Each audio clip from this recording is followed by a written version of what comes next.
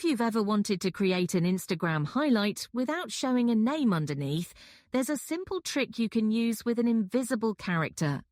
In this video, I'll walk you through the full process step by step. Start by opening a web browser on your phone. In the search bar, type invisible character and hit enter. From the results, choose a reliable website that provides an invisible or blank character. Once you're on the site, look near the top of the page and you'll see the invisible character displayed. Tap and hold on that area until the copy option appears, then tap copy. This character is what we'll use to replace the highlight name. Next, close your browser and open the Instagram app. Go to your profile by tapping your profile picture in the bottom right corner. Find the highlight you want to edit and tap on it. At the bottom, select More, then tap Edit Highlight. Now in the name field, tap and hold until the paste option appears.